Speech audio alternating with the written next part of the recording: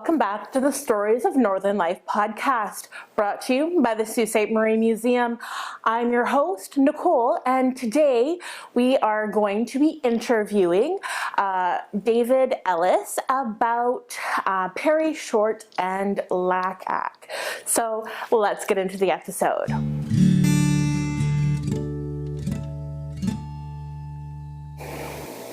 So as I was saying, today we are going to be interviewing David Ellis, architect, about Perry Short and LACAC. So if you remember a couple weeks ago, I told you sort of about LACAC and how they got started up here in the Sault. And one of the big people involved with that was Perry Short. So we are going to be learning more about him and a little bit more about how LACAC got started and David's involvement with that. So here's the interview.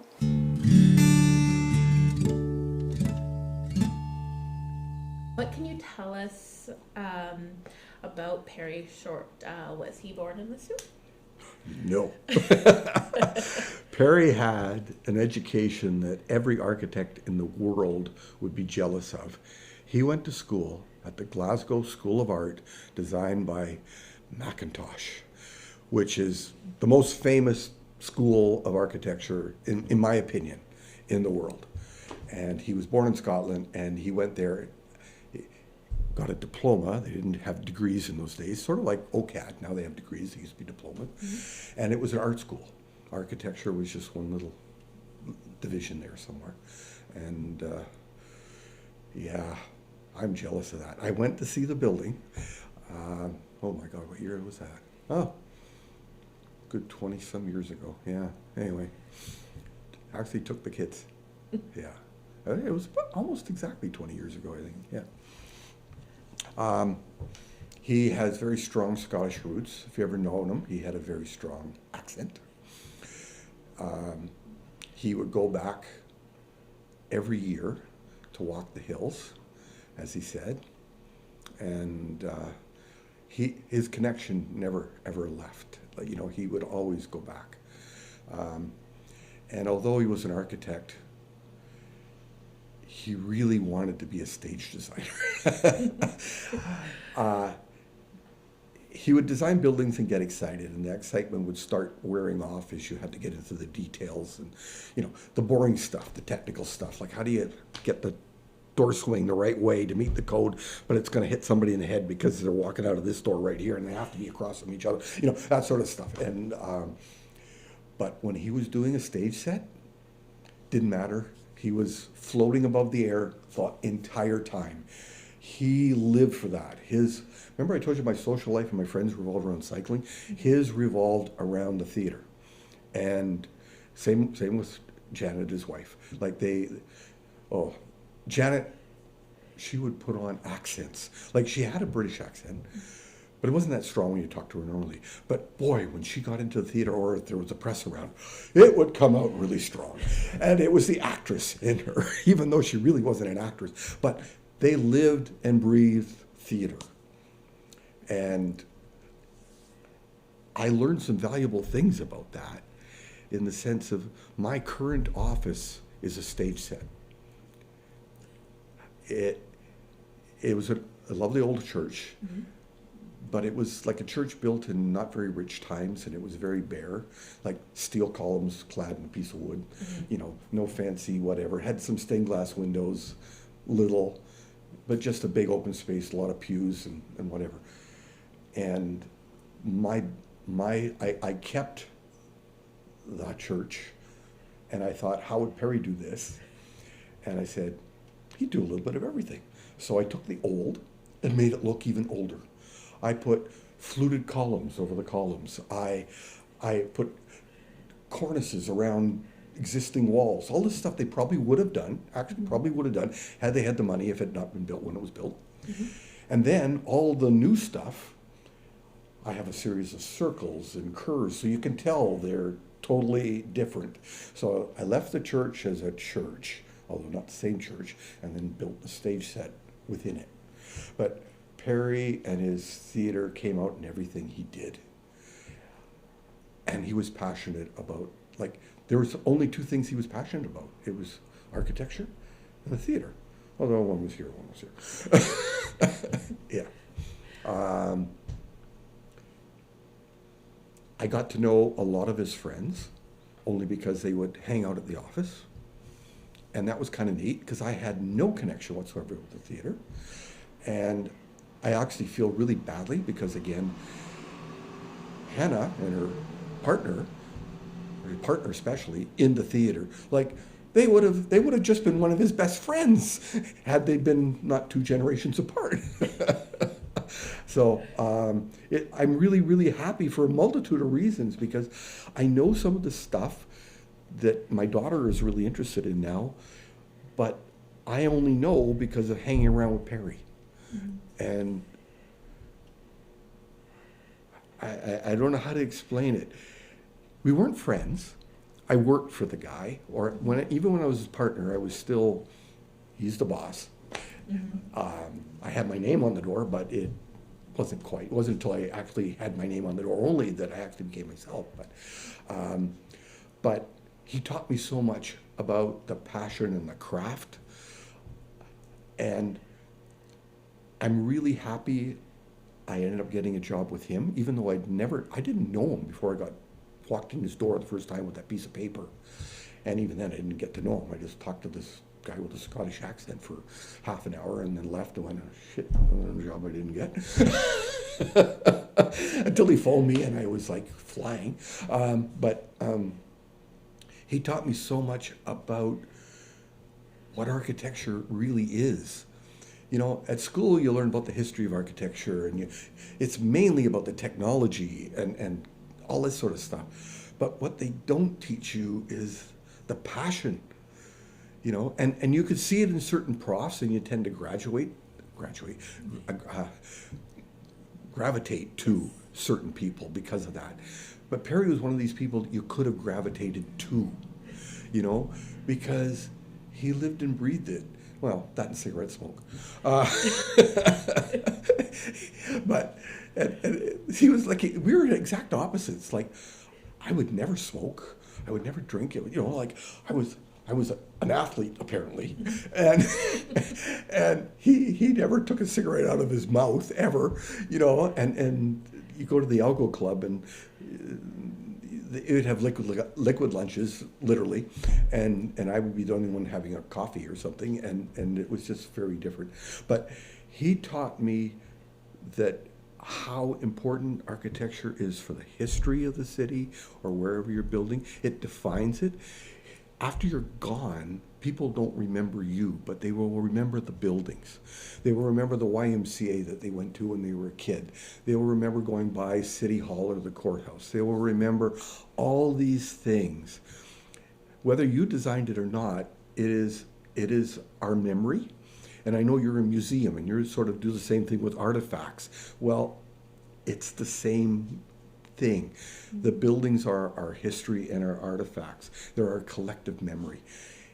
And he kind of made that loud and clear. So whatever you did, you try to do the very best you can. And that, of course, led to lots of problems because you want to do the very best you can, but you either have a client that thinks they know you more than you, or they don't have the budget, or there's always something going on that kind of fights that. But he also said, don't give up and try to get a little piece of your heart into it, you know? Mm-hmm. And he taught me really, really well. And I could not have had a better teacher. I really couldn't.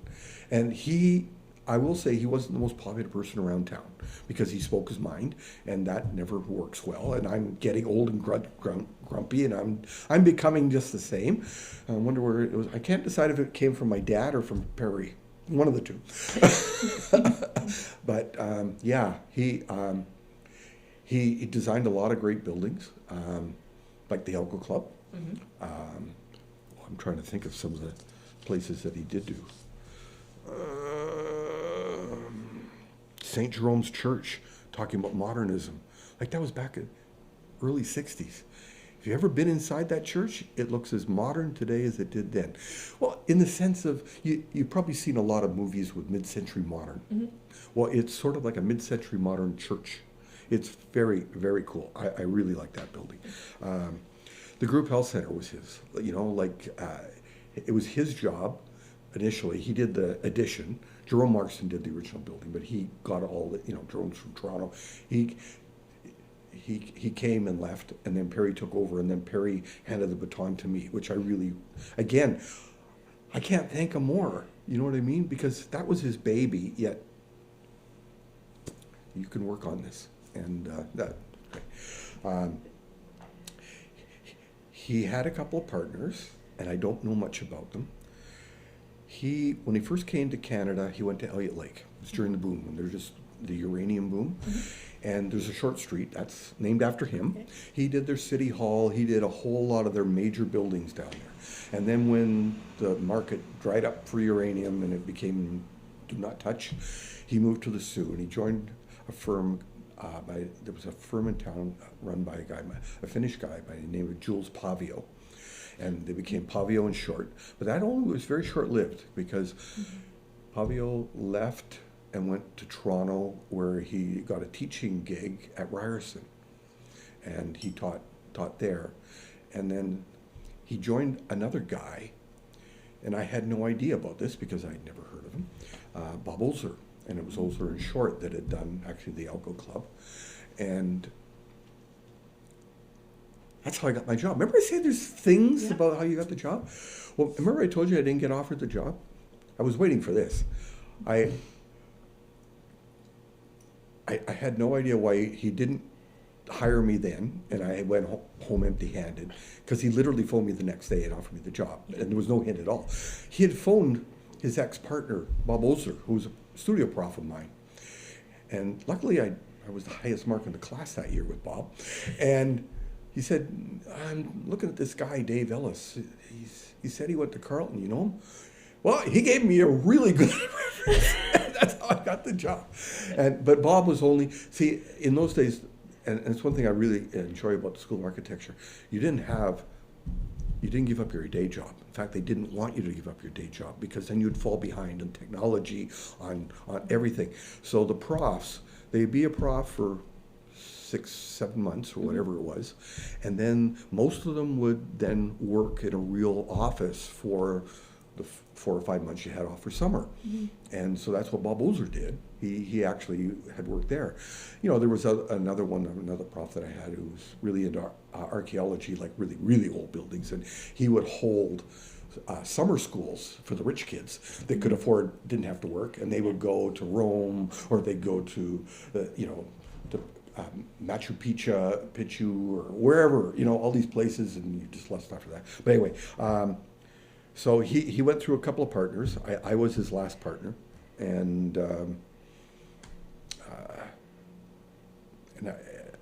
so I was with him. He started in '78. He retired in 1990. So we had 12 years. Yeah. And he became an architect. Next question. Unofficially, while in the Air Force during the Second World War. And I actually, until I started doing the math, once I got this, I hadn't figured it out. Second World War started when he was 14 years old. By the time the war ended, he was already in the RAF as a glider pilot. And he would do drawings for, things, like a latrine or whatever they were doing on the Air Force bases. So the war only lasted 6 years, so at most he was 20 in his last year, but he joined early. I had no idea how early. And so once the war ended, that's when he ended up going to the School of Architecture. Okay. But, geez, maybe I did get the aeronautical engineering after all. And my son's a pilot. Anyway, it all rubbed off. There's airplanes everywhere I go, including flying in them, yeah. Then what was his favorite project, or what one was he most proud of? I think the two that I mentioned would be the Algo Club and St. Jerome's Church. Okay. But what brought him the most notoriety was Group Health Center. and which eventually worked for me too. But I think he was most proud of St. Jerome's. Okay. Okay, everyone would think it would be the Algo Club, but I think the Algo Club, he did it along with Bob, Okay. and therefore he couldn't take full 100% responsibility, where St. Jerome's was. Yeah. And so I'm going to say that it's certainly my favorite building in town that he designed. And I know he was proud. He was proud of everything, though. He really, like, even the crappy jobs, he built it, and there was a little bit of him in it, right? Yeah. Yeah. So the next part was sort of, did he do archaeological digs as well? Because the first time I sort of heard the name Perry Short was actually back at the Old Stone House, looking through the old book on the archaeological dig that was done there, and that whole write-up was all done by Perry. Yes. Perry had a love of old buildings. And you mentioned LACAC, and he was probably one of the founding, if not the founding member in the Sioux from LACAC. And he did Bishop Fouquet Chapel at Algomayu. He did the first study on that one too. He did a lot of the buildings that actually were registered. By the time I got there, there might have been 30 buildings in town that had been registered, and he had given the architectural opinion, I would say, on every one of them. He loved that stuff, and actually, again, some people that I got to know that were involved with archaeology, but it was never a good paying job, so they always had other gigs. Well, I got to know some of these people as well, and it's a small world. Yeah. So he, and like I said, one of the things I was most proud of is he had done the restoration of the Old Stone House, but he gave me that summer kitchen job. He helped me on it because I was still a young kid, but he made it feel like it was my own.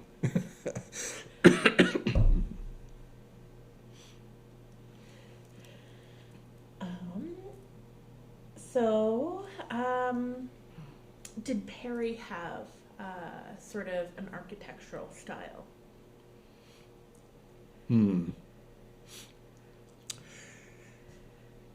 He had moments of modernity, but moments.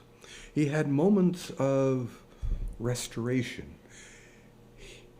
I don't think he had a style.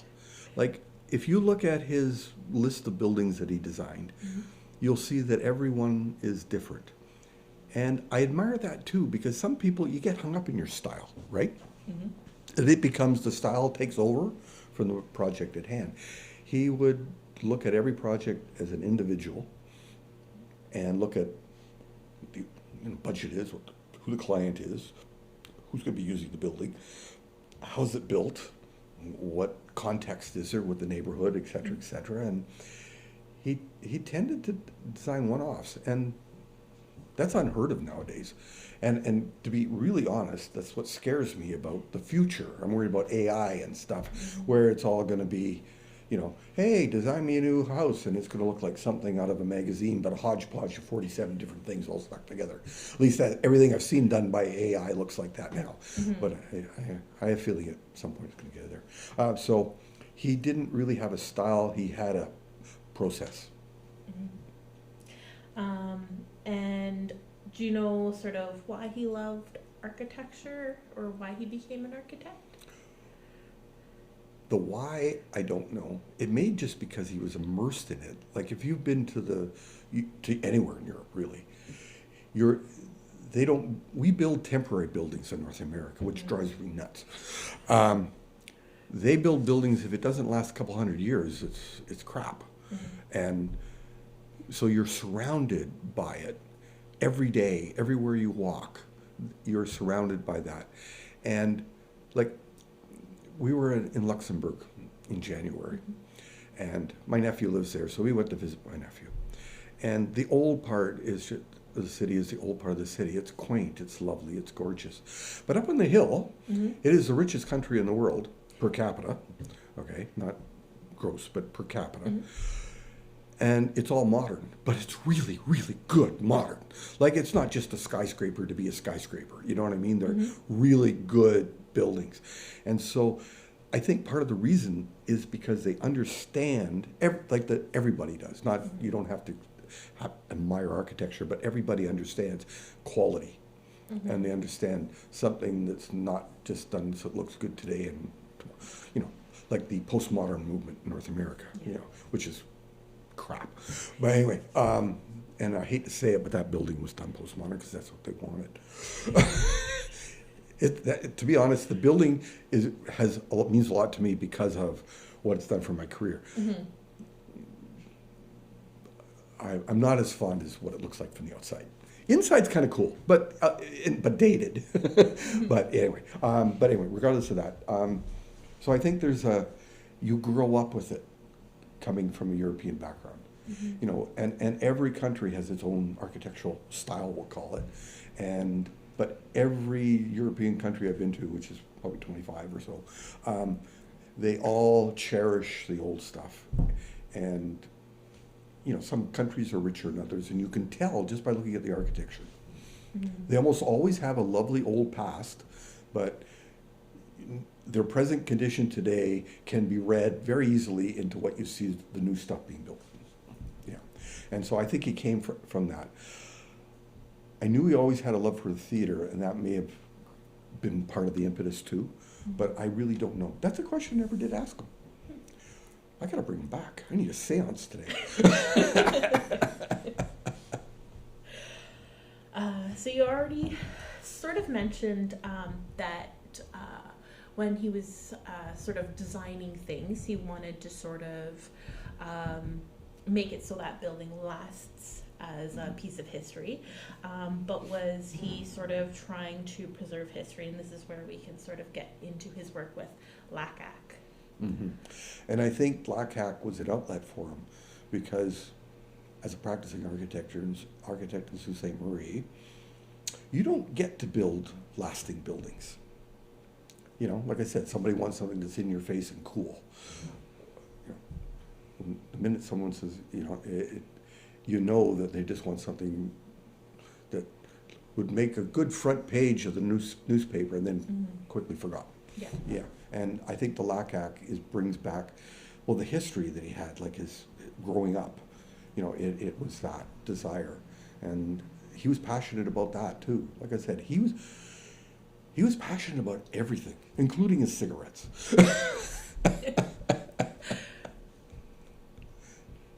Anyway, yeah. Yeah. So you were saying that he was sort of like a founding member of LACAC. Yeah. And so do you know like how sort of LACAC got started up here in the Soo? Because there's not too much documentation of like how it got started, what they were sort of trying to do here. Yeah. Well, the LACAC wasn't really a city hall thing when it first started out. You know, there was a mandate from the government, but there was no money. And so it was a couple of like-minded people that basically did it. But they did a lot of that work on their own. Like, it wasn't like they were being funded to do it. It wasn't like they were doing whatever. And even the current rent, you're not being funded to do that. It's all volunteers. But at least they pay for your lunch and a cup of coffee. And everybody shows up at the meetings, and everybody has the passion. And so it's the same, but except now the board is huge. You know, comparatively, LACAC was like 2 or 3 people. And I never went to a LACAC meeting, never invited. But I spent a lot of time around him, and when he passed away, I wasn't ready to step in. It was Chris Tossell. Because Chris, again, Great Britain, actually Wales trained, and he again had that knowledge and of older buildings, and that was his forte. And it wasn't until he decided to retire that I ended up getting the job. And really big boots to fill, both of those guys. Yeah, and then so probably by the time you joined, was it the Municipal Heritage Committee? Okay. Yes, it was, yeah. So what was your involvement with them? I was the token architect. Well, you need an architect on it because when I first got on it, and LACAC specifically, the only thing you could designate was basically the outside of the building and the architectural style or historical significance. Yeah. That was it. And so I could tell them that it's a Queen Anne house or it's whatever, and so I got those jobs. But I'll be honest, a lot of the stuff that we didn't really designate a lot of stuff after I got on there until they changed the definition and they could have a thing called cultural artifacts. And then all of a sudden, oh, well, we can't seem to do any more buildings, but what is significant in Sault Ste. Marie? And I have amazing kids. I got a daughter who's amazing. I've got a son too. Because the amazing artifact that we were doing was, if you were a child living in Sault Ste. Marie, you played on the old train at Bellevue Park. And that old train is not just an old train. It is extremely rare. It has a whole long history from Algoma steel, and it's probably the best preserved of any still in existence, but it's a cultural artifact. And significantly so, because historically and industry-wise, it was one of the mainstays of Algoma steel, but it became basically a cultural one when it moved to Bellevue Park. Every kid from the time that it moved there to recently grew up playing on that train. It became a thing, Thomas the Tank Engine type thing, you know what I mean? Anyway, my son, who was a train fanatic and a plane and a ship, boats, planes, and airplanes. Yeah, well, anyway, not cars so much, although he does like F1. But he, historically, when he was a little kid, you would have loved working with him. He was really interested in that stuff. And so he did all the research, and I was just a conduit for it. And he got the first cultural artifact listed in the region, not just Sault Ste. Marie, of that train. And he did that. Yeah. Hey, you should have him working here too. I think he was 5 years old. He went to the Natural History Museum in London, and he went inside, and he was just screaming at the top of his lungs, "A Diplodocus, a Triceratops!" There was a teacher running her grade 7 or 8 type school kids through there, and she was asking them questions. So what is this? And it's hard pressed to get an answer, or at least the right one. And he was running through, and this little kid identifying literally them all. And she comes up to me, "How old is that boy?" Anyway, he's the same way. By the time he was in grade 7 or 8, he could tell you literally every ship that was on the Great Lakes. He would sit there, because we lived at the beach at Pointe du Chien, with his binoculars. Oh, the so-and-so's coming by. He would draw a sketch of it. He would take a picture of it, and he had a book. And he created this book this thick with everyone. And boy, if there was a boat that he was missing and he saw it, he would go bonkers.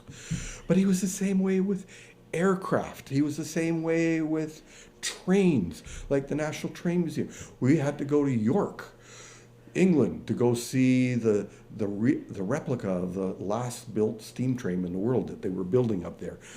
I'm still remiss because I still have to take him on a ride on it because it's finished now, and we haven't done that. But he's a historian like you've never met. But he didn't go to school for it. He just loves it. But anyway, so he did all the work. I took the glory. But that was one of the few things we did.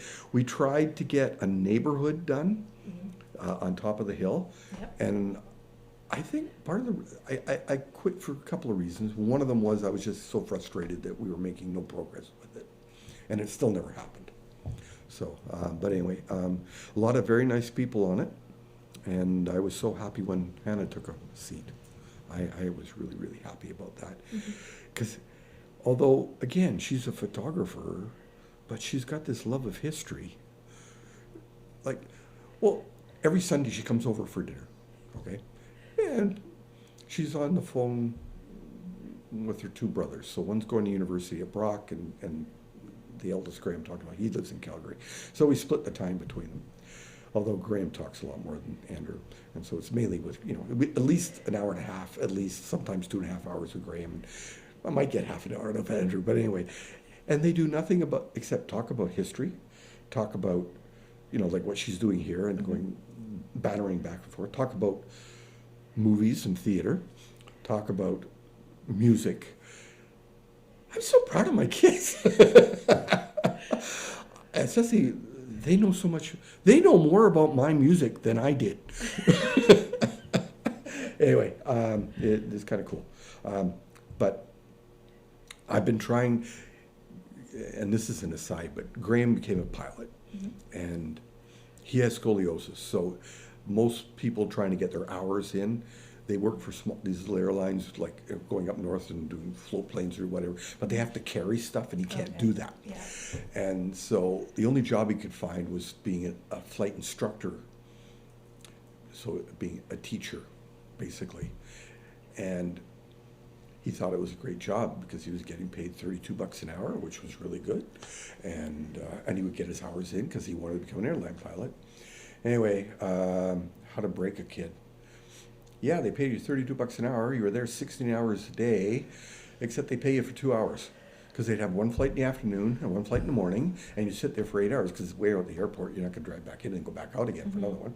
And then you got to wait and clean up and whatever after. So they get paid anywhere from 2 to 4 hours.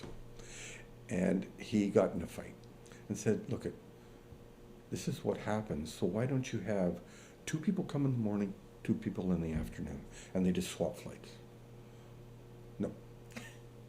1, 2, 3, 4, 1, 2, 3, 4. And he quit a week before COVID. So he would have had unemployment insurance, whatever. Anyway, so I bet the reason for this thing is, why don't you go back to university and take history? They've got a really great program at the University of Calgary. Paleontology and stuff like that, stuff he'd be really interested in. And he said, no, Dad, I don't want to do something else that I love and have it ruined for me. That made me so sad. Anyway, whatever. So that's how I got involved with LACAC. Not LACAC, but the municipal. Yeah. Now, what else did we want to say about Perry, though? That's the important part, not me. Yeah, the start. I said that. Report some buildings. Yeah. Yeah, and actually, I mentioned the two major ones that he did, but he did a lot of the just the houses, like the best residents, which is funny because they're really good friends. We went up to supper with them last night. Well, not last night, Saturday night.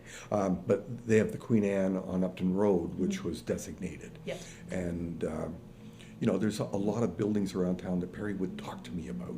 Like at the corner, right below Pym Street, where we used to live at Creaser, that lovely apartment, townhouse apartment that wrapped around the corner. It's a small world to St. Maria. I knew an engineer that lived there, and he moved there because he knew Perry, and he knew Perry would make sure that it was done properly and all the rest. And the Thayer Lumber thing. Well, why did he go to Thayer Lumber? Because he knew that was, if you went to a big box or a Sioux Mill or whatever, you're going to get regular modern lumber. You go there, you get to pick out every single piece individually, and some guy will help lift it for you and move it. And he had his little connections everywhere, and he made those. I'm not sure through architecture or through LACAC, probably both, but he passed on that knowledge. Yeah. Oh, anyway. And then he had a love of family. He loved his daughter more than life itself. And like I said, I was sitting beside him when he got the phone call from, I think it was Belgium. Anyway, she got hit by a car. And I remember them, because I was sitting right beside him, I could hear through the phone, "Are you sitting down?" People don't say that, especially someone you don't know. And No, and he sat down. He put his cigarette down even. And then they told him the news, and he almost died on the spot. And he got on a plane, and he and Janet flew there and stayed with her until she was stable enough, because she was in a coma. And that was weeks until they moved her back to someplace in Southern Ontario. And even though she was unconscious, they spent months down there, just sitting by the bed. And then near the end, they would take turns, and then, Perry had to get back to work. But whenever he had a free moment, he'd drive down to Toronto for the weekend, whatever, and always there. And, she was just, as we thought, brain dead and laying there. And then he got another phone call. And I was sitting right beside him then, too. Mr. Short, I have to tell you a story. And it said, the nurses, even though they figure they're brain dead, they talk to them. They said it's good therapy. They may still have some cognizance, and they may understand. And so we don't just change the linens and do whatever. They talk to them. And her arm, or her leg, I can't remember which it was hanging out the bed. And she walked in, the nurse said, Katie, lift your arm. Now, her arm didn't get lifted, but it moved. And she screamed and ran down the hall. And that was the beginning of the good news. And it was a slow recovery once she woke up. And then a lot of physio. She had to learn to walk all over again. And no, she's never the same. She still has her sense of humor, though. Yeah.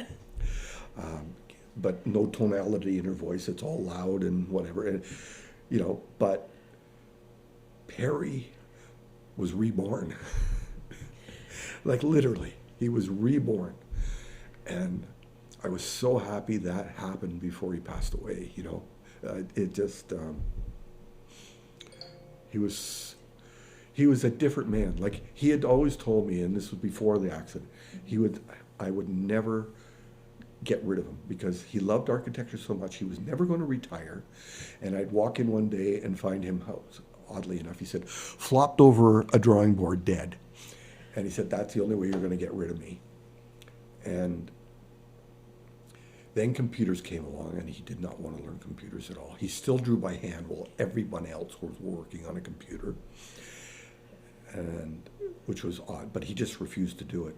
But because she was back, David, I'm turning 65 in 2 months. I'm retiring. Like, what? And I'll guarantee you, had she not got better, he would have consoled himself in his work. Guaranteed. Absolutely guaranteed. And he had a couple of years at least. Like he did have a stroke and he passed away young. But like I said, he was reborn. Like architecture and the theater was his life, and then everything just put on hold. Like completely. For months and months and months. Like it wasn't like 2 or 3 months. It was a long time. And he was alive again. And everybody that knew him was so happy. Like everyone knew how important this was to him. And let's face it, every mother or father and their children, like they're inseparable, right? But seeing someone going through this is just awful. And it teaches you life lessons, how important your kids are to you, and the kids, how important their parents are to you. You know what I mean? Anyway, I'm so happy that he had those final years of happiness. Yeah. So, anyway, I had to tell you that story. Yeah. Since I am crying, I'm sorry. It's okay. And I may need one of these. Yeah. Oh, anyway, I don't know. The official reason he quit was computers. And I'll stick to that story. Yeah. All right, so we will leave it off also with this last question. Yep. If we were to do an exhibit on Perry, what do you think the title of the exhibit would be? And then All the World is a Stage. And then, what would 3 artifacts be? For him? Yes. I know kicking around somewhere there's got to be some of his drawings of the stage sets. That is the one regret that I have, is when I quit the old firm, I left all the documentation from myself, from Perry, from Pavio and Short, Pavio, all that history in the basement of our building on Queen Street. And when they moved, I understood they just threw it all out. So I don't know if there's much left. Katie may have something. Okay. Katie may have something. I would be more tempted to do a stage set drawing than a building drawing. I do have a sketch, a copy of a sketch that he did of Bishop Fouquier Chapel. I could give you a photocopy. Just remind me of that when we do that. I'll bring a photocopy of that. He was actually quite a good artist because he, again, no computers. It was all by hand, right? He did beautiful pen and ink stuff, really, really gorgeous. And he had a very unique architectural style. You know how people print on drawings? Not Perry. He did it longhand. But it was so legible, unlike mine. Like, you can read my printing, but when I write, it's only I can read it. He would write, but it was, the only time you'd use caps would be for a title. And it was very unique, because in the old days, we would look at a drawing, and as Perry say, recognize that fist? And you could tell the draftsperson that worked on it, because everyone had their slightly different ways of drawing or doing letters or whatever, and you could point them all out. Oh yeah, that was so and so, and that's so and so. Perry's was instantly identifiable. He's the only architect I knew anywhere ever that actually wrote. At least I'm sure there are some. I don't know that many architects really, or nor have looked at their work. But of the ones I have seen, I have never seen anyone write. It's very, very unique, and it always has a trademark cigarette burn or coffee stain or both or many times. Yeah. I might even have the odd drawing kicking around somewhere. I gotta look, because I took with me I was working on a few projects when I first left, and I think one of them might have been one that he had done years ago. So I might have a drawing. It wasn't anything very exciting, but I might have a drawing. But I do have that one sketch of Bishop Fouquier. Yeah. The third,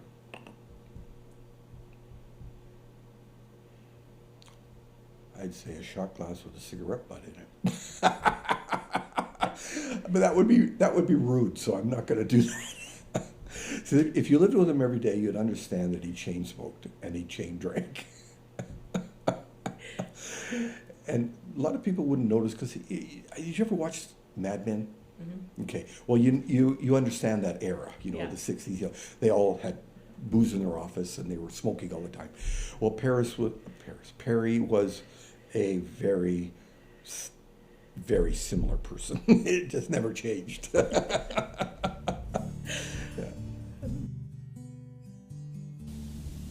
Have you been to your local museum lately?